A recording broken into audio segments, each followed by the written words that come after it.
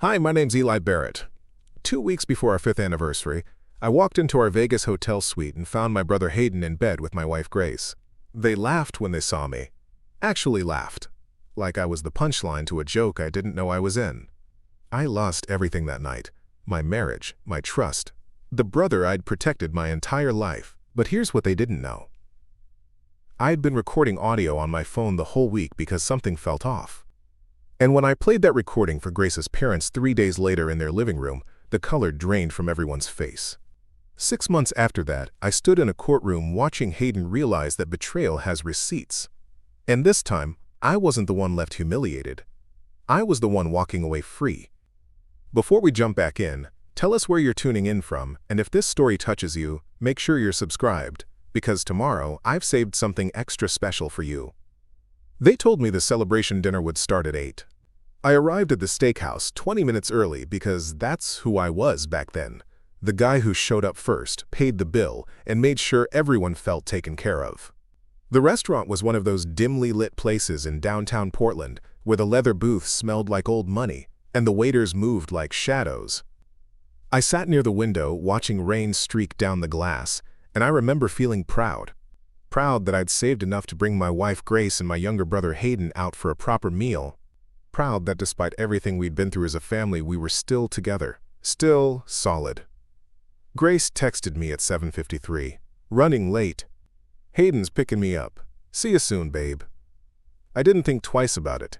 Hayden lived closer to our apartment anyway, it made sense. Looking back now, I realize how many things made sense that shouldn't have. How many small moments I ignored because I wanted to believe in the people I loved. They walked in together at 8:17, laughing about something I wasn't part of. Grace had changed into a black dress I didn't recognize. Hayden wore a smirk I should have read better. They slid into the booth across from me, still mid-conversation, like I was joining their night instead of them joining mine. Sorry we're late, Grace said, barely glancing at me. Traffic was insane. Hayden nodded, flagging down the waiter before I could even respond. Let's get some drinks going. We're celebrating, right? Right, I said, forcing a smile. 5 years next week. Grace's eyes flicked to Hayden for just a second. A micro-expression. I caught it, but didn't process it. Not then. Dinner was fine on the surface. We ordered steaks, shared sides, toasted with wine that cost more than I wanted to admit. But underneath, something felt hollow. Grace checked her phone 4 times during the meal. Hayden kept making inside jokes I wasn't part of, and when I reached for Grace's hand across the table, she pulled away to grab her napkin. You okay? I asked quietly. Yeah, just tired, she said. Work's been brutal. I believed her. I always believed her. Hayden leaned back in his chair, swirling his whiskey. So Eli, you still planning that Vegas trip? I nodded. Yeah, Grace and I booked it for next month. Anniversary trip. Finally doing something big. Grace smiled, but it didn't reach her eyes. Should be fun. Hayden grinned wider. Vegas, huh? Wild! You know, I've been meaning to visit. Maybe I'll tag along for a few days. Keep things interesting. I laughed it off. Sure, man. More the merrier. That was my first mistake. Or maybe my 100th. I'd stopped counting. We grew up in a small house on the east side of Seattle, just me and Hayden, after our parents died in a carbon monoxide accident when I was 19 and he was 16. I became his guardian overnight. Dropped out of college to work double shifts at a logistics company so he could finish high school, then community college, then find himself or whatever he called it. I never regretted it. He was my brother, my blood, the only family I had left. Grace came into my life 3 years after that, at a charity fundraiser I only attended because my boss made it mandatory. She was volunteering at the silent auction table, laughing with an older woman about a painting that looked like a toddler's finger smear. I liked her immediately. Not because she was beautiful, though she was, but because she seemed real, grounded. We dated for 8 months before I proposed. Nothing fancy, just a walk through Forest Park at sunset, with a ring I'd saved up for over 6 months. She said yes before I even finished the question. Hayden was my best man. He gave a speech at the wedding that made people cry, talking about how I'd sacrificed everything for him and how Grace was the best thing that ever happened to me. I believed every word. For the first few years, everything felt right. We lived in a modest apartment in the Pearl District. I got promoted to senior coordinator. Grace worked as a marketing consultant for a tech startup. We weren't rich, but we were stable. Happy, I thought. Hayden floated between jobs, freelance graphic design, ride-share driving, a brief stint managing social media for a local brewery. He crashed on our couch more times than I could count. Grace never complained. She'd make him breakfast, laugh at his stories, tell me I was a good brother for always being there. I thought we were a team, a family. But over the last year, something shifted. Small things at first. Grace started working later, coming home with her hair different, her mood distant. She'd scroll through her phone at dinner, smiling at messages she wouldn't share. When I asked if everything was okay, she'd sigh and say I was being paranoid. "You're smothering me, Eli," she said once after I asked why she'd been out until midnight 3 nights in a row. "I need space to breathe." So I gave her space. I stopped asking questions, stopped checking in. I told myself that marriage required trust, and trust meant letting go.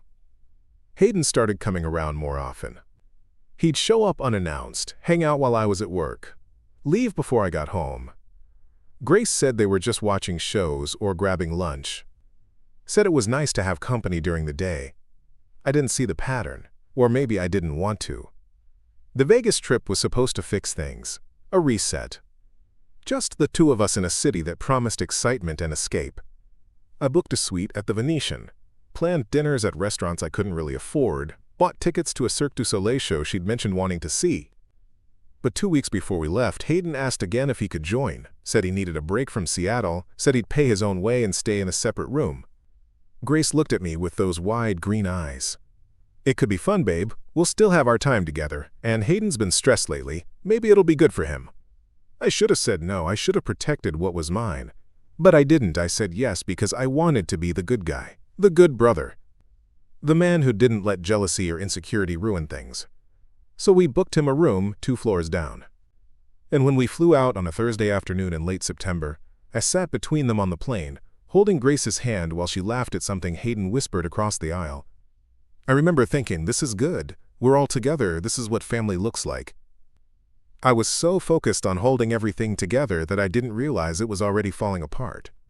And in less than 48 hours, the life I'd built brick by careful brick would detonate in a hotel suite with drawn curtains and the sound of laughter that wasn't meant for me.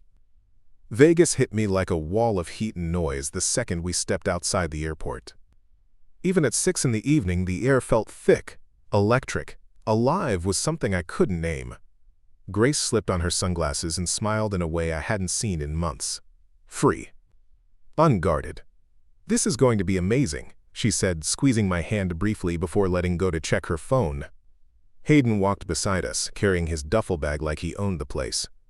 "First round's on me," he announced. "Let's get this trip started right." We took a shuttle to the Venetian. The lobby was all marble columns and painted ceilings designed to look like the sky. Tourists wandered through with oversized drinks and cameras.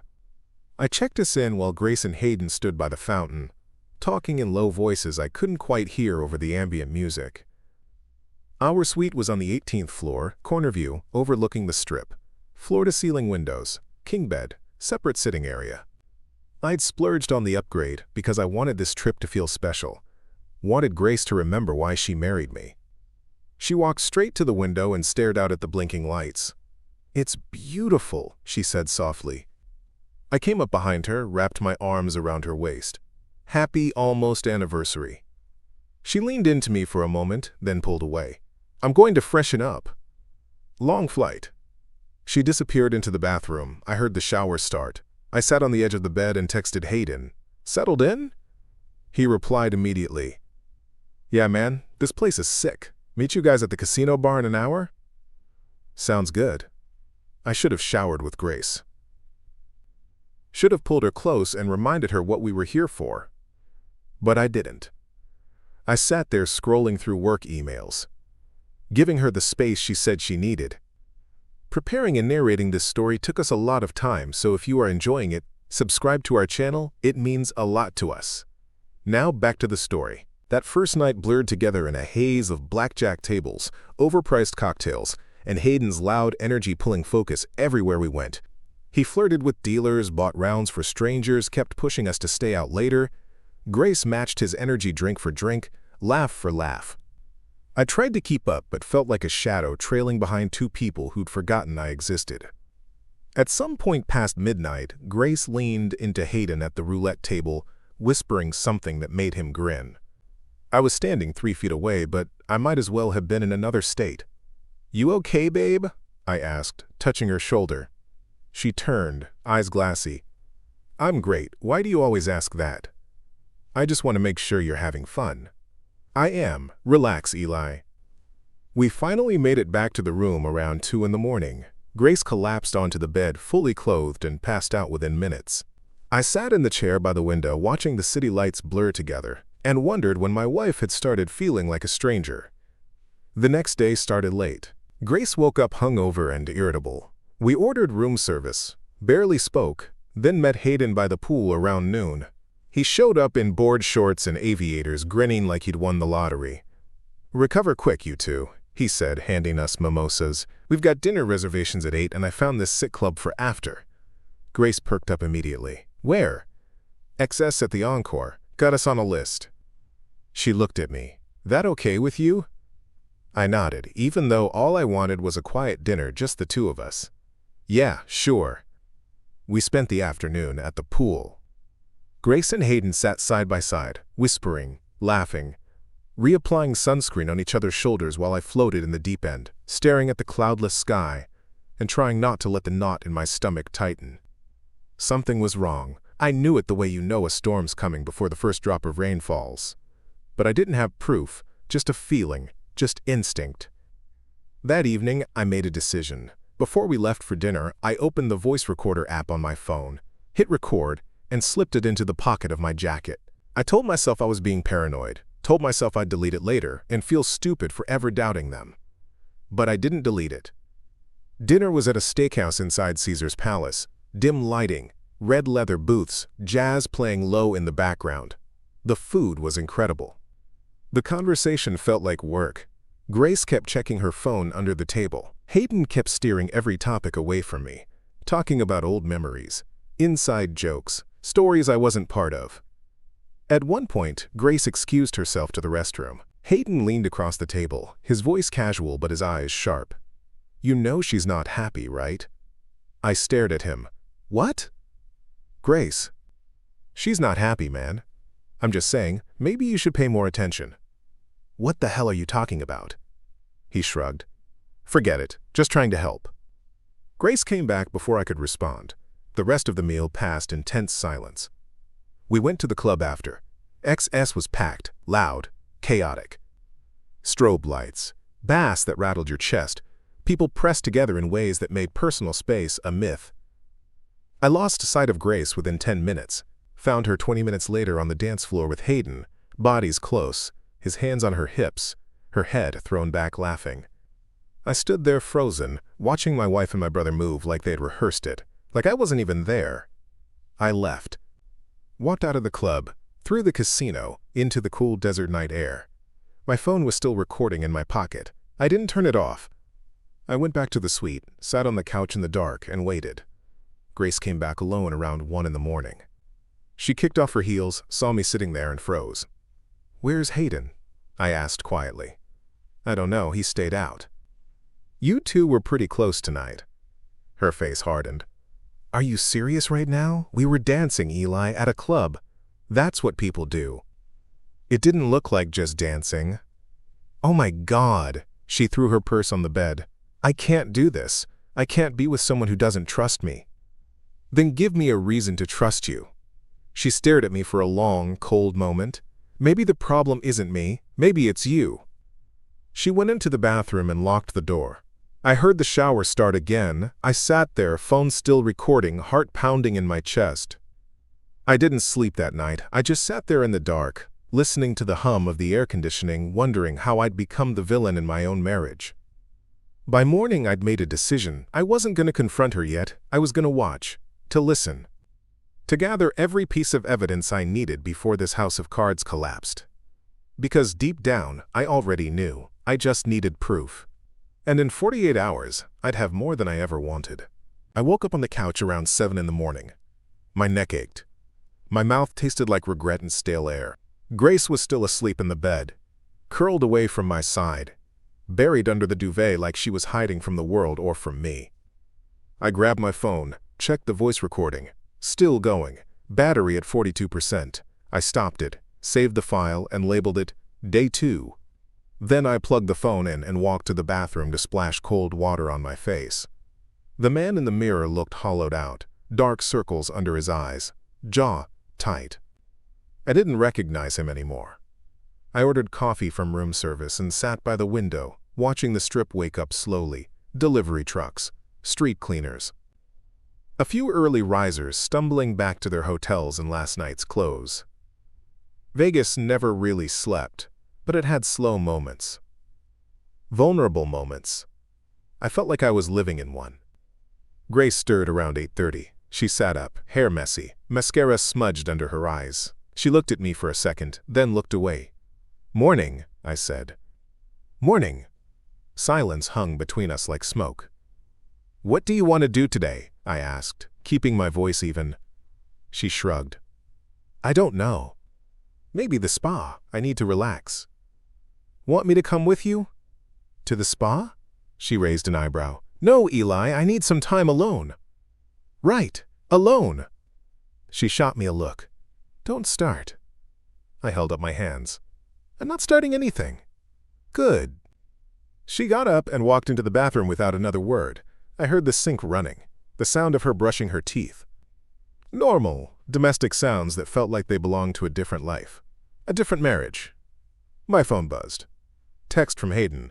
"Brunch at 11? There's a spot at the Cosmopolitan. Killer Bloody Marys." I stared at the message.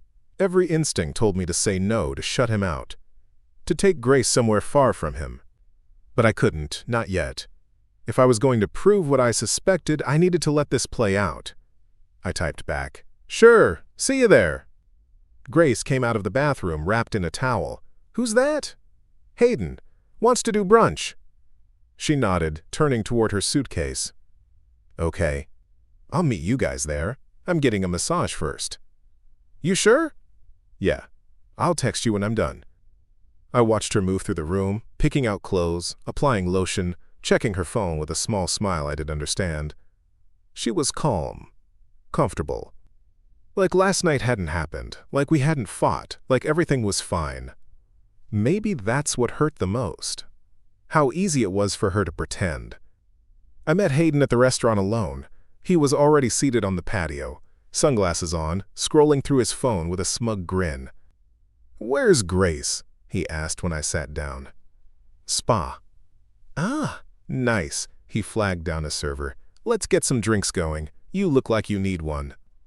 "I'm fine." "Come on, man. It's Vegas. Loosen up." I ordered a coffee. He ordered a double Bloody Mary and an appetizer I didn't want. The patio overlooked the strip. Tourists already streaming by in visors and fanny packs. It should have felt exciting. Instead, it felt suffocating. "So?" Hayden said, leaning back in his chair. "You and Grace okay?" I looked at him, really looked at him. My younger brother, the kid I'd raised. The one I'd sacrificed everything for. He met my gaze without flinching. "Why do you ask?" He shrugged. "Just seems like there's tension. I don't know. Maybe I'm wrong." "Maybe you're not." He paused, then leaned forward slightly. "Look, man, I'm not trying to get in your business, but if you're struggling, you can talk to me. I'm your brother." There it was, the performance, the concern, the mask. I wanted to reach across the table and rip it off, but I didn't. I smiled instead. "Thanks, Hayden. I appreciate that." "Anytime." Grace showed up 20 minutes later, glowing from her massage, wearing a sundress I'd never seen before. She slid into the seat next to Hayden, not me. "How was it?" Hayden asked. "Amazing. I feel like a new person." "Good. You deserve it." They smiled at each other. I sipped my coffee and said nothing. We spent the afternoon wandering through shops, taking photos we'd never look at again, pretending to be a happy trio. But the cracks were showing. Every time Grace laughed at one of Hayden's jokes, I felt it. Every time she touched his arm or leaned into him, I've recorded it. Not on my phone this time, in my memory, in my chest. By late afternoon, Grace said she wanted to go back to the room to nap before dinner. I said I'd join her. She hesitated. Actually, I kind of just want to sleep alone. You know how I get when I'm tired. Right. You and Hayden should hang out. Hit the tables or something. I didn't argue. I just nodded and watched her walk away, hips swaying, phone already in her hand. Hayden clapped me on the shoulder. Come on, let's play some poker. Clear your head. We sat at a low-stakes table for an hour. I lost $60. Hayden won $200. He kept talking, asking about work, making jokes, playing the role of concerned little brother. I answered when I needed to, smiled when it was expected, and kept my phone recording in my jacket pocket. Around 6, Hayden checked his watch. I'm gonna head back, take a shower before dinner, meet you at 8. Yeah. He left. I sat there at the table for another 20 minutes, staring at my chips, my mind spinning. Then I made a decision. I went back to the suite. Quiet. Empty. Grace wasn't there. I checked the bathroom. Her makeup bag was gone. Her phone charger was gone. The sundress she'd been wearing earlier was draped over the chair, but she wasn't. I stood in the middle of the room, pulse thumping in my ears. Then I pulled out my phone and opened the tracking app we'd installed 2 years ago after Grace lost her phone at a concert. We'd laughed about it then, said it was just for emergencies. I opened the app. Her location loaded. She wasn't at the spa, she wasn't at a restaurant, she was 2 floors down, in a room registered under Hayden's name. I stood there staring at the screen, my hands trembling, my chest tightening like someone was pulling a strap across my ribs. I could have called her, could have texted, could have walked away and pretended I didn't see it. But I didn't. I grabbed my keycard, slipped my phone into my pocket, started the voice recorder again and walked out the door. I took the stairs, 2 floors down. Room 1604. I stood outside the door for 10 seconds, listening. Silence. Then I knocked. The door opened after 3 knocks. Hayden stood there in a hotel robe, hair wet, face registering surprise for exactly half a second before smoothing into something casual, too casual. Hey man. What's up? I looked past him into the room. The bed was made. TV was on, some sports channel with the volume low. A room service tray sat on the desk. 2 plates, 2 empty wine glasses. Where's Grace? I asked. Grace? He laughed, but it sounded forced. How would I know? Her phone says she's here. His smile faltered, just barely. That's weird. Maybe the GPS is glitching. You know how those apps are. I stepped forward. He didn't move aside. We stood there in the doorway, 2 brothers, face to face, and for the first time in my life, I didn't recognize him. Let me in, Hayden. Dude, I'm about to get dressed for dinner. Can this wait? No. He stared at me for a long moment, then stepped back with a sigh. Fine, but you're being paranoid. I walked in slowly. The bathroom door was closed. I could hear water running. Shower. My heart slammed against my ribs like it was trying to escape. Someone in there? I asked. Yeah, I had a girl over earlier. She's cleaning up. A girl. Yeah, met her at the pool yesterday. What's with the interrogation? I walked toward the bathroom. Hayden moved to block me, but I was faster. I pushed past him and opened the door. Steam poured out. The shower was running, curtain pulled closed. I yanked it open. Empty. I stood there staring at the running water, breath caught in my throat. Hayden appeared behind me, arms crossed. Satisfied, he said. She left 5 minutes ago. Side exit. Didn't want to make it awkward. I turned off the water and turned to face him. You're lying. I'm not. Then why are there 2 wine glasses? Why is Grace's location showing here? He shrugged, infuriatingly calm. I don't know, man. Phone glitch. Coincidence. Maybe she was walking past the floor and it pinged wrong. Technology isn't perfect. I wanted to hit him, wanted to grab him by the collar and shake the truth out, but I didn't.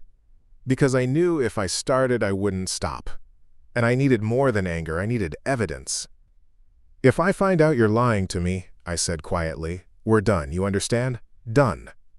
His face hardened. You don't trust me? After everything? After I was there for you when no one else was? After you raised me? Don't turn this around. I'm not turning anything around. You're the one accusing me of something based on a GPS glitch. That's on you, Eli, not me. I stared at him for another beat, then walked out. I didn't slam the door. I closed it carefully, deliberately, and stood in the hallway trying to steady my breathing. My phone was still recording. I checked Grace's location again, still showing the same floor. Then, as I watched, it jumped. 18th floor, our room. I took the elevator up. My hands were shaking. The doors opened, and I walked down the hall, keycard ready. I opened the door to our suite. Grace was sitting on the bed, fully dressed, scrolling through her phone like nothing had happened. "Hey," she said, not looking up. "Where were you?" "Looking for you." "I was at the gift shop, bought some postcards." I glanced around. No shopping bag, no postcards. "Really? Can I see them?" "Hawkers." She finally looked up, eyes narrowing. "Why are you being weird?" "I'm not, I just want to see what you bought." "I didn't buy them yet, I was browsing. Is that okay with you?" Her tone was sharp, defensive. I recognized it now, the deflection, the way she turned my questions into attacks. "Grace," I said slowly, "where were you 30 minutes ago?" "I told you, gift shop. Your location said you were on the 16th floor." Her face didn't change, didn't even flicker, she just shrugged. "Then my phone's messed up. I don't know what to tell you." She went back to scrolling. Conversation over. Just like that. I stood there feeling the ground shift under my feet. This wasn't paranoia, this wasn't insecurity, this was real. She was lying. He was lying. And they were doing it together, right in front of me, like I was too stupid to see it. I walked into the bathroom and locked the door. Sat on the edge of the tub and pulled out my phone, stopped the recording, played it back. Hayden's voice. "Yeah, met her at the pool yesterday." My voice. "You're lying." His voice. "I'm not." Then silence. Running water, the shower curtain, but no other voice, no mysterious girl, nothing. I saved the file. Labeled it, Day 3, Part 1. Then I opened my messages and scrolled to Grace's mom, Diane. We'd always gotten along. She called me her bonus son, sent me birthday cards, checked in when Grace and I fought. She believed in marriage, in loyalty, in doing the right thing. I started typing. "Hi, Diane. Hope you're doing well. Quick question, have you talked to Grace recently? Just want to make sure everything's okay with her, she seems off." I stared at the message for a long time, finger hovering over send. This was the line. Once I crossed it, there was no going back. This wasn't just between me and Grace anymore. This was family. This was war. I deleted the message. Not yet. Not until I had everything. That night at dinner, we sat in a booth at a French restaurant inside the Bellagio. White tablecloths, candlelight, a pianist playing something soft and forgettable. Grace wore a black dress that hugged her in all the ways I used to notice. Hayden wore a button-down I'd bought him 2 Christmases ago.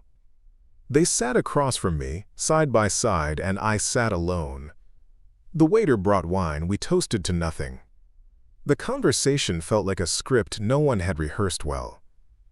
Stiff, awkward, full of pauses that stretched too long. Halfway through the meal, Grace excused herself to the restroom. The moment she left, Hayden leaned forward. "You need to chill out, man." I set down my fork. "Excuse me?" "You're making her uncomfortable. All the questions, the suspicion, it's suffocating." "I'm trying to understand what's going on." "Nothing's going on. You're imagining things because you're insecure." "Insecure?" "Yeah." He took a sip of wine. "Look, I get it. You've been through a lot. But you can't project your trauma onto her. She's not your enemy." I stared at him. My little brother. The one I fed when we had nothing. The one I tucked in at night after our parents died. The one I gave up my future for. "When did you become such an expert on my marriage?" I asked quietly. "I'm not. I'm just saying what I see. And what I see is a guy who's so scared of losing something that he's pushing it away." Grace came back before I could respond. She slid into the booth and smiled at Hayden, then glanced at me. "Everything okay?" "Fine," I said. We finished the meal in near silence. No one ordered dessert. When the check came, I paid, like always. We walked back through the casino. Slot machines chimed, people cheered at craps tables. Everything felt loud and distant at the same time, like I was underwater watching the world move above me. Grace said she was tired, wanted to go back to the room early. Hayden said he was going to hit the poker tables. They hugged goodbye, a long hug, too long. I watched them, watched the way his hand lingered on her lower back. The way she leaned into him just slightly, the way they pulled apart slowly, reluctantly, like they didn't want to. "Ready?" Grace asked, turning to me. "Yeah." We rode the elevator in silence, walked down the hall in silence, entered the room in silence. She went straight to the bathroom. I heard the sink. The sound of her washing her face. When she came out, she didn't look at me, just climbed into bed and turned away. "Good night," she said. I didn't respond. I sat in the chair by the window and waited, watched her breathing slow, watched the clock tick past midnight, watched the city lights blur together. At 1:14 a.m., her phone buzzed on the nightstand. She didn't move, didn't check it. I waited 5 minutes. Then I stood up, walked over quietly, and glanced at the screen. One new message. From Hayden. "Tomorrow. His panel's at 10. We'll have 3 hours." I stood there staring at those words, my entire body going cold. Panel. Tomorrow. I'd registered for a logistics conference session at 10 in the morning, told them both about it last week, said I'd be gone most of the day. They'd planned this, timed it, coordinated it. I took a photo of the screen with my phone, then I walked back to the chair, sat down, and didn't sleep. Not for 1 second. Because now I knew, and tomorrow I'd have proof. I left the room at 9:45 the next morning. Grace was still asleep, or pretending to be. I made a show of getting ready, brushing my teeth louder than necessary, zipping my backpack with deliberate sound. I wanted her to know I was leaving. "Have fun at your panel," she mumbled from under the covers. "Thanks, I'll text you after." No response. I closed the door behind me and walked toward the elevator, pressed the button, waited, but when the doors opened, I didn't get in. I waited until they closed. Then I walked back down the hallway, turned the corner, and positioned myself in the alcove near the ice machine where I had a clear view of our suite door. I set a timer on my phone. 10 minutes. At 9:58, the door opened. Grace stepped out wearing yoga pants and an oversized sweatshirt, hair pulled into a messy bun, sunglasses on even though we were indoors. She glanced left, then right, then walked quickly toward the elevator. I waited until she turned the corner, then I followed. She took the elevator down. I watched the numbers descend. Lobby. She was heading to the lobby. I took the stairs, 2 at a time, heart hammering. By the time I reached the ground floor, I was out of breath. I pushed through the stairwell door and scanned the casino floor. There, near the front desk. Grace, walking fast, head down. I followed from a distance, weaving between slot machines and craps tables, keeping her in sight but staying back. She didn't look behind her. Didn't hesitate. She knew exactly where she was going. She exited through the main doors and crossed the sky bridge toward the neighboring hotel. I kept pace, phone out, recording everything. She entered the palazzo, walked through the casino floor without stopping, and headed straight for the elevator bank. I watched the numbers. 16th floor. Hayden's floor. I waited 30 seconds, then I took the next elevator up. The hallway was quiet, carpeted, softly lit. I walked slowly, listening. Room 1604, the same room from yesterday. I stood outside the door, my hand hovered over the wood. I could knock, could announce myself, could give them a chance to scramble, to lie, to cover it up. But I didn't. I pulled out my phone, opened the voice recorder, hit record. Then I used the spare key card I'd taken from Hayden's wallet 2 days ago when he left it on the table at brunch. He never noticed, never thought to check. I slid it into the lock. Green light, soft click. I opened the door slowly, quietly, and there they were. Grace and Hayden, on the bed. Her sweatshirt on the floor, his shirt unbuttoned, kissing, hands everywhere, desperate, hungry. They didn't hear me at first, didn't see me. They were too wrapped up in each other, too lost in the moment they thought was private. I stood there in the doorway, phone recording, and I didn't say a word. It took maybe 10 seconds before Hayden opened his eyes and saw me. He froze. Grace felt him stop and pulled back, confused. Then she turned her head. Her face went white. For a moment, nobody moved.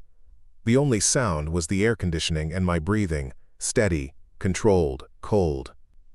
Then Grace scrambled off the bed, grabbing her sweatshirt, words tumbling out in a panicked rush. "Eli, wait, this isn't what it looks like." I almost laughed. Almost. It's not? Hayden sat up, running a hand through his hair, and for the first time since I'd known him, he didn't have a comeback. Didn't have an excuse. He just looked at me with something close to guilt but not quite there. "Man," he started, "I can explain." "Go ahead." He opened his mouth, closed it, opened it again. "It just happened." "It just happened," I repeated flatly. "We didn't mean for it to," Grace said, pulling the sweatshirt over her head, tears starting to form. "It was a mistake, a stupid mistake." "How long?" I asked. She hesitated. "How long, Grace?" 2 months, she whispered. 2 months, 8 weeks, 60 days. While I was working late. While I was planning this trip. While I was trying to save a marriage that was already dead. Hayden stood up, buttoning his shirt. "Look, Eli, I know this is bad." "Bad?" I took a step into the room. "You slept with my wife. My brother slept with my wife." "It wasn't like that," Hayden said quickly. "We connected. It was real." "Real?" I echoed. "You think this is real?" Grace stepped between us, hands up. "Please don't do this. We can talk about this. We can figure it out." "Figure it out," I said, voice rising now. "You want to figure it out? After you lied to me for 2 months? After you planned this behind my back? After you made me feel crazy for asking questions?" "I didn't want to hurt you," she said, crying now. "Then you shouldn't have done it." Hayden stepped forward. "Eli, come on, you're not perfect either. You've been distant, checked out. She needed someone, and I was there." I stared at him. At the person I'd sacrificed everything for. The person who stood at my wedding and called me his hero. "I was distant because I was trying to give her space," I said slowly, "and you used that to take her from me. She's not property, man." "No," I said. "She's my wife. Or she was." Grace reached for me. I stepped back. "Don't touch me." "Eli, please." I held up my phone. I recorded everything. From the last 3 days. Your text message. This conversation. All of it. Grace's face crumpled. Hayden's jaw tightened. "What are you going to do with that?" he asked. "I don't know yet," I said honestly. "But I'm not the one who should be worried." I turned and walked out. This time, I didn't close the door gently. I let it slam. I made it to the elevator before my hands started shaking. Made it to the lobby before my vision blurred. Made it outside into the desert heat before I finally stopped and leaned against a concrete pillar, gasping for air. People walked past. Tourists with cameras. Families with strollers. Couples holding hands. I stood there alone, phone clutched in my hand, and felt everything I'd been holding back for 3 days crash over me like a wave. Anger. Betrayal. Grief. Relief. Relief, because now I knew. Now I had proof. Now I didn't have to wonder or question or doubt myself. I pulled out my phone and opened my contacts. Scrolled to Diane's number. Grace's mom. This time I didn't hesitate. I hit call. She answered on the 3rd ring. "Eli? Hi, sweetheart. How's Vegas?" Her voice was warm.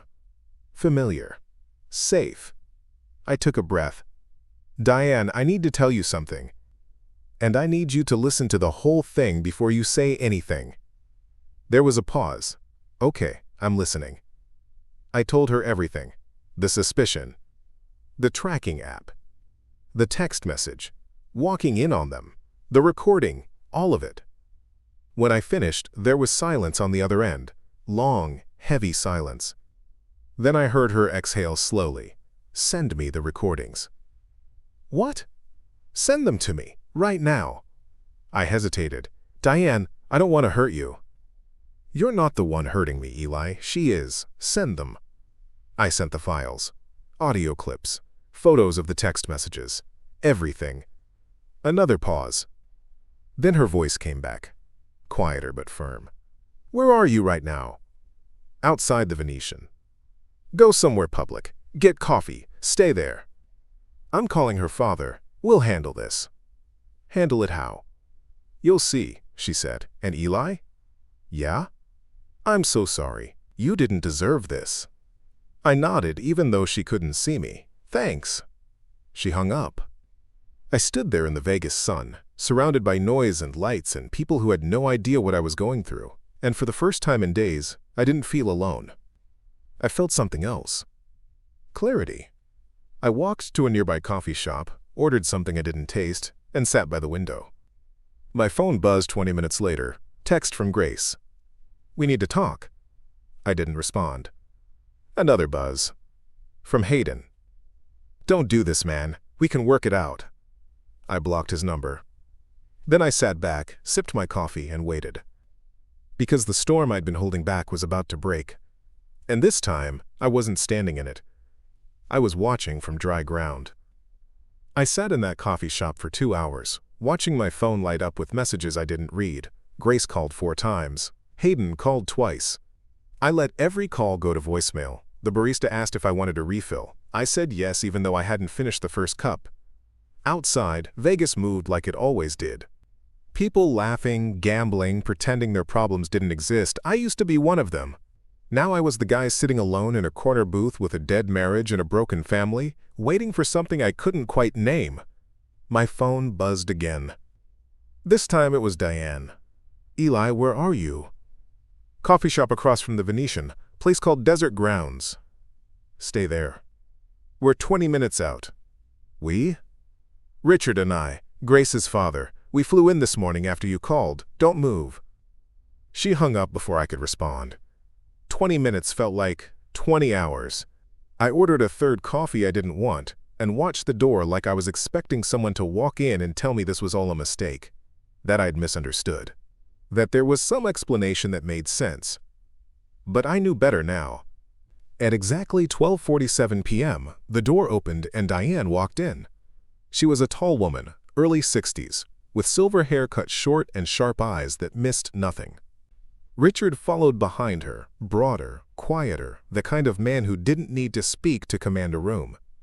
Diane spotted me immediately and walked over. She didn't hug me, didn't smile, just sat down across from me and folded her hands on the table. Show me everything, she said. I pulled out my phone and slid it across.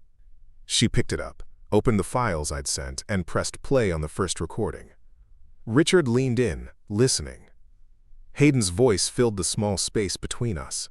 Get the cabinet open. He's usually in the greenhouse around this time. Then the second recording. Grace and Hayden in the room, my voice interrupting their scrambled excuses. Then the text message. Tomorrow, his panel's at 10. We'll have 3 hours. Diane's jaw tightened with each file. Richard's face stayed neutral, but his knuckles went white where they gripped the edge of the table. When the last recording finished, Diane set the phone down carefully, like it was evidence in a trial, which, in a way, it was. How long have you known? She asked. Suspected? A few weeks. Knew for sure? This morning. And you recorded all of this without them knowing? Yes.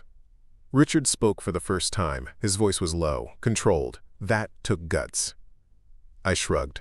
I needed proof. For myself, if nothing else.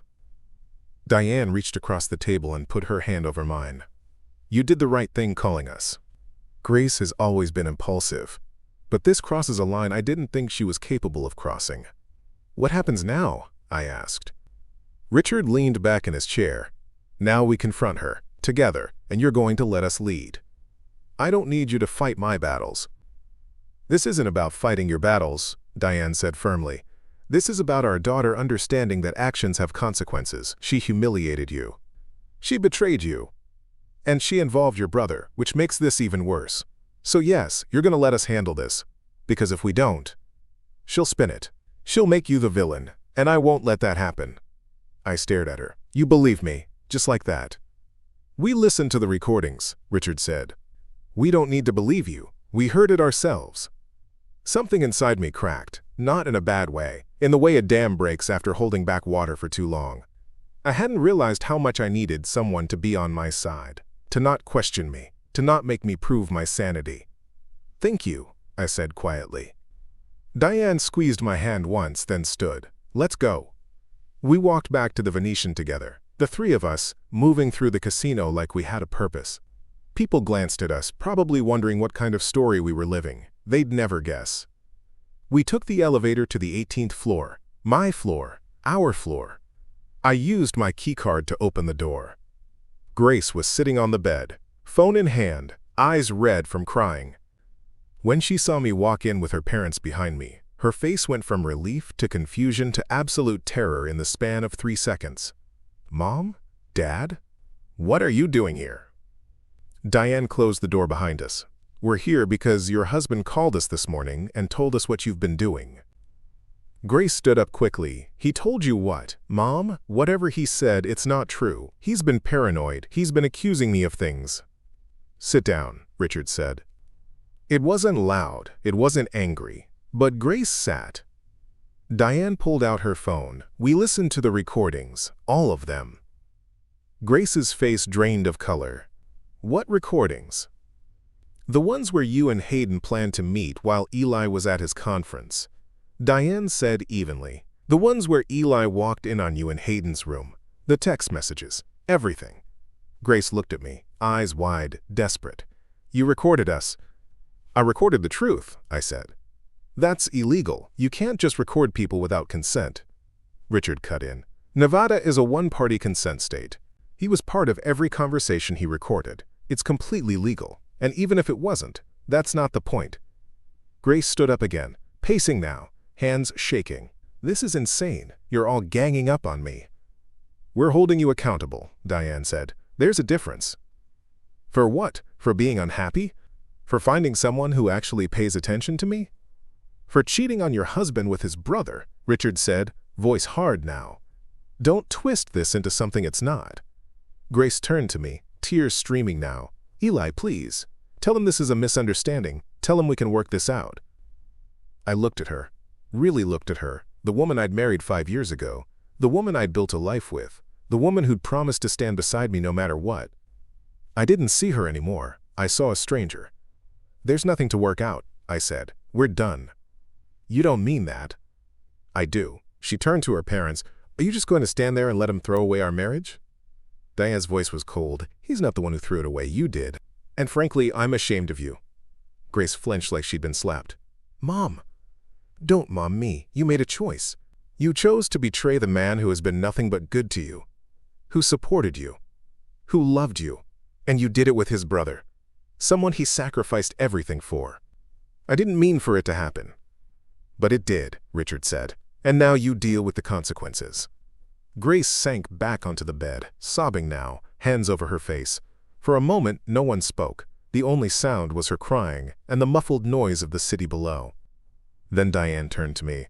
What do you want to do? I thought about it, about the recordings, about the divorce that would come, about the lawyers and the paperwork and the splitting of a life we'd built together. I want her out of my life, I said, completely. I'll file for divorce when we get back to Portland. I don't want anything from her. No alimony, no settlements, just a clean break. And Hayden? Richard asked. I looked at Grace. Where is he? She didn't answer. Grace, Diane said sharply, where is Hayden? He left, she whispered. After Eli walked out, he said he needed space to think. Of course he did, I said bitterly. He's good at running away. Richard pulled out his phone. I'll make some calls. We have friends in Portland who practice family law. We'll get you the best representation. I don't need you to pay for my lawyer. We're not asking, Diane said. Your family. You'll always be family to us. Grace made her choice. We're making ours. I didn't know what to say to that, so I just nodded. Diane walked over to Grace and looked down at her. You're going to pack your things. You're going to leave this room. And you're going to stay away from Eli for the rest of this trip. Do you understand? Grace looked up, mascara streaked down her face. Where am I supposed to go? I don't care, Diane said. Figure it out. You're an adult. Grace stared at her mother like she didn't recognize her. Then she stood slowly, walked to her suitcase, and started throwing clothes inside. No one helped her. No one spoke. When she finished, she zipped the bag closed and looked at me one last time. "I'm sorry," she said. "No, you're not," I replied. "You're sorry you got caught." She opened her mouth like she wanted to argue, then thought better of it. She grabbed her suitcase, walked to the door, and left without another word. The door closed behind her with a soft click. The three of us stood there in the silence that followed. I felt hollow, empty, like someone had scooped out everything inside me and left just the shell. Diane put a hand on my shoulder. "You're gonna be okay." "I know," I said, and for the first time in days I believed it. Richard checked his watch. "We have a flight back tonight, but we'll stay if you need us." "No," I said. "I'll be fine. I just need some time alone." Diane hugged me then, tight and fierce. "Call us if you need anything. Anything at all." "I will." They left a few minutes later. I stood in the middle of the suite, surrounded by the remnants of a marriage that had died in a hotel room 2 floors down. I walked to the window and looked out at the strip. All those lights, all those people, all those lives intersecting and breaking apart and starting over. I pulled out my phone and opened my brother's contact, stared at his name for a long time. Then I typed one message. "Don't ever contact me again." I hit send. Then I blocked his number. I stood there for a while longer, watching the sun start to sink toward the horizon, painting the sky in shades of orange and pink. Tomorrow, I'd fly home. I'd file for divorce. I'd start over. But tonight, I was just going to stand here and breathe. Because for the first time in 2 months, I could. 6 months passed like pages in a book I didn't remember reading. Each day blurred into the next, but in a way that felt necessary. Healing isn't linear. It's messy and slow, and sometimes you take 3 steps forward just to take 2 steps back. But I kept moving. The divorce was finalized in early March. Grace didn't contest anything. Her parents made sure of that. They hired me a lawyer who walked me through every step, every form, every piece of paperwork that officially ended a marriage I thought would last forever. Grace moved out of our apartment the week we returned from Vegas. I came home one afternoon to find half the furniture gone, her side of the closet empty, a note on the kitchen counter that said, "I'm sorry," in handwriting that used to make me smile. I threw the note away.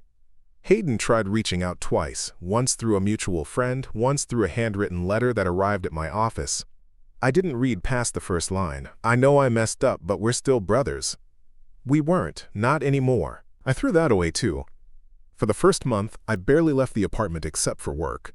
I'd come home, heat up something frozen, sit on the couch, and stare at the TV without really watching. Friends checked in. I told them I was fine. They knew I was lying, but didn't push. By the second month, I started running.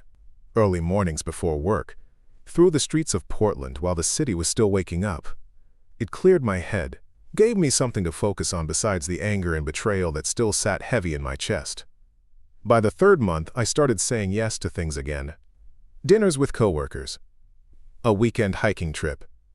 A book club one of my neighbors invited me to. Small things. Normal things. Things that reminded me I was still alive. And somewhere in all of that, I started building something new. It began with a conversation at work.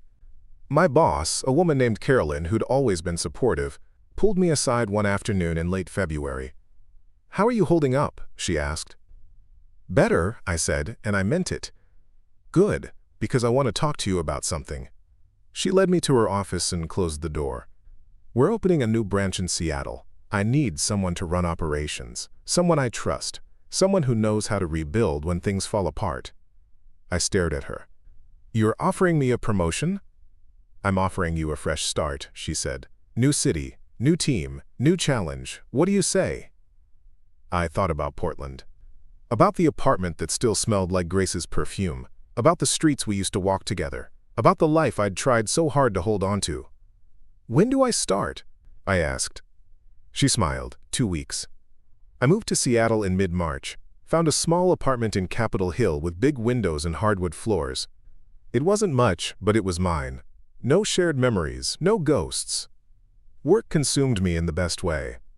I threw myself into building the new branch, hiring staff, streamlining logistics, solving problems that had nothing to do with my personal life. I was good at it. Better than I'd realized. By May, we'd doubled our projections. By June, Carolyn was calling me her secret weapon. By July, I'd been promoted again. And somewhere in all of that forward momentum, I met someone. Her name was Valerie. She worked in finance at a company 2 floors down from ours.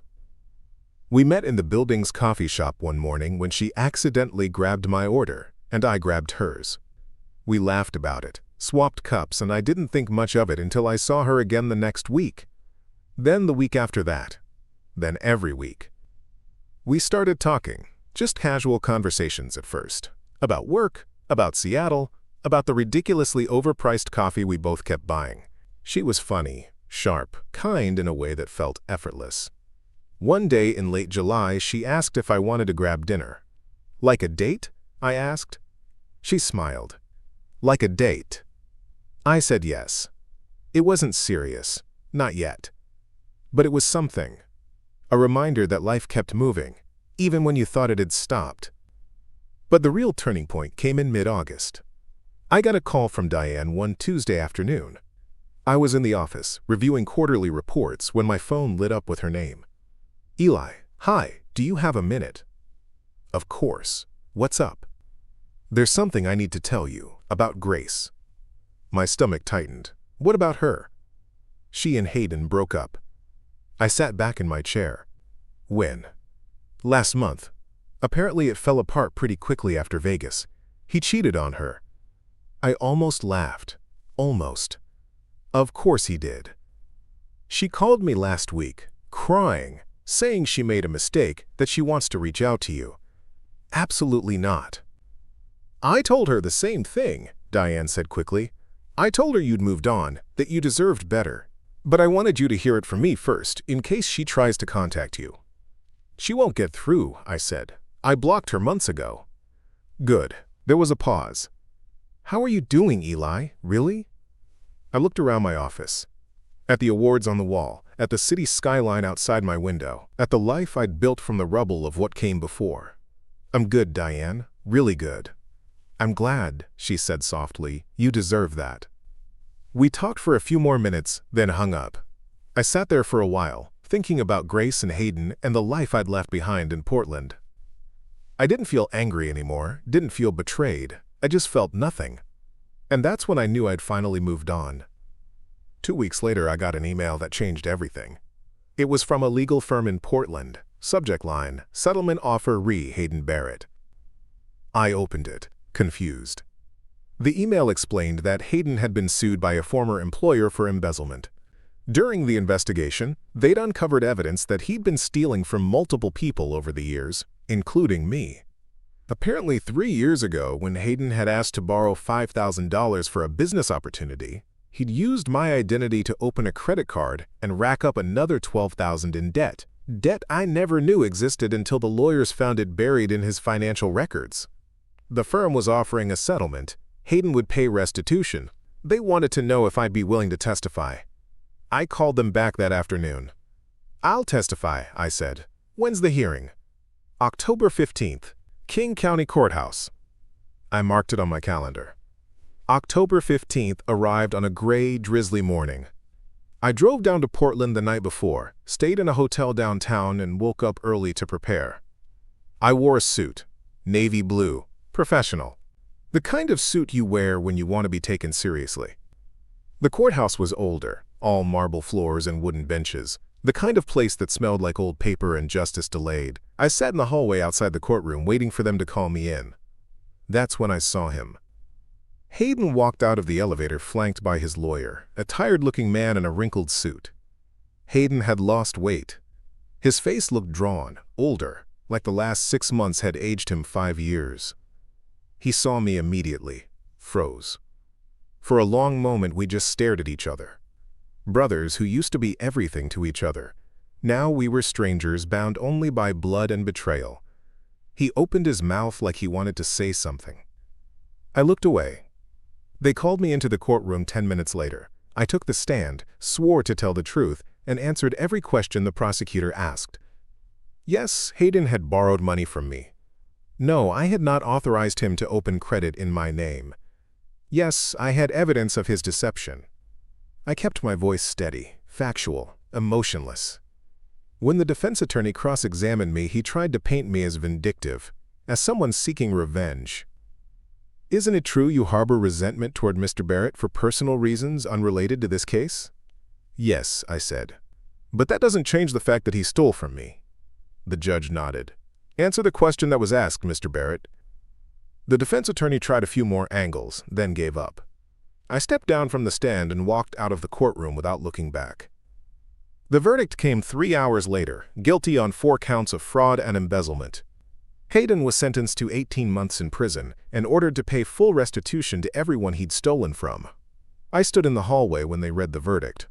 Heard the gavel fall. Heard Hayden's lawyer try to argue for leniency. I didn't stay to watch him led away. I just walked out of the courthouse, into the rain, and stood there for a moment letting the cold water wash over me. It was over. I got in my car and drove back to Seattle.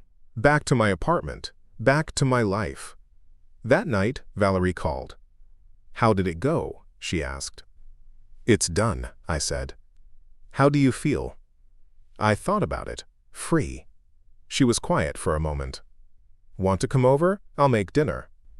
Yeah, I said. I'd like that. I hung up, grabbed my jacket, and walked out the door. The rain had stopped. The city lights reflected off the wet pavement like scattered stars. And for the first time in 6 months, I felt like I could breathe all the way in. 3 months later, I stood in a conference room on the 40th floor of a building in downtown Seattle, looking out at the city I'd learned to call home. The room was filled with people I didn't know 6 months ago, people who were now colleagues, partners, friends. Carolyn stood at the front of the room, smiling in that proud way bosses do when their gamble pays off. I want to introduce you all to our new Vice President of Operations, she announced. Most of you already know Eli Barrett. What you might not know is that in the 8 months since he joined us, he's transformed this branch from a startup experiment into our highest performing division in the entire company.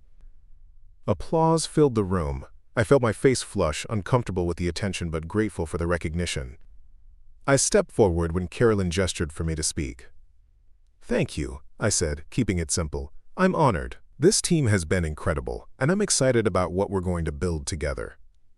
More applause, questions about strategy, and growth projections. The kind of professional conversation that used to bore me but now energized me. I'd found something I was good at, something that was mine. After the meeting, I took the elevator down to the lobby.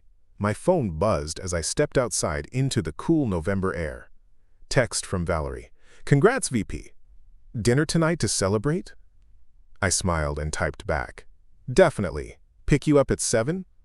Perfect. We'd been dating for 4 months now. Nothing rushed. Nothing forced. Just 2 people getting to know each other at a pace that felt right. She knew about Grace and Hayden. I told her everything one night over wine on her apartment balcony.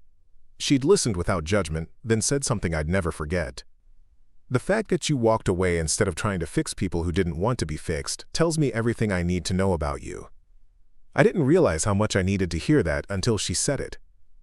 That evening, we went to a small Italian place in Fremont, candles on the tables, soft music, the kind of place that felt intimate without trying too hard.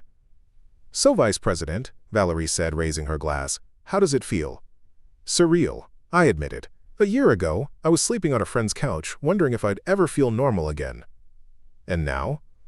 Now I feel like myself, maybe a better version. She smiled. You are. We talked about work, about our upcoming project, about a trip we were planning to the San Juan Islands in the spring. Normal couple things, future things. Halfway through dinner, my phone buzzed. I glanced at it out of habit. Email from Diane. I opened it. Eli, I wanted you to hear this from me. Grace got engaged last weekend. To someone she met at work.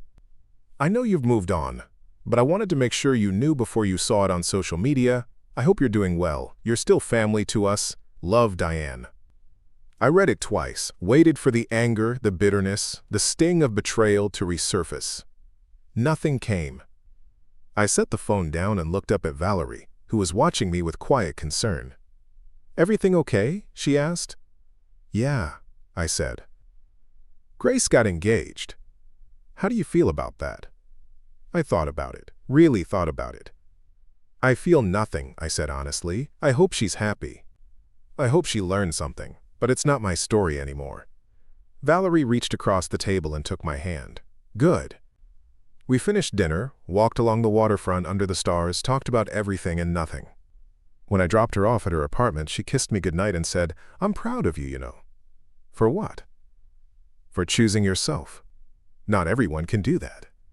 I drove home that night with the windows down, cold air rushing through the car, and I thought about everything that had happened. The humiliation in Vegas, the recordings, the divorce, the trial, the rebuilding. A year ago, I thought my life was over. Thought I'd never recover from the betrayal, never trust anyone again, never feel whole. But I was wrong. I'd survived. More than that, I'd grown. When I got home, I pulled out my laptop and opened a blank document.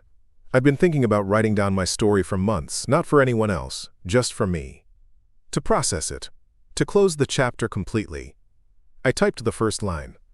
"Hi, my name's Eli Barrett.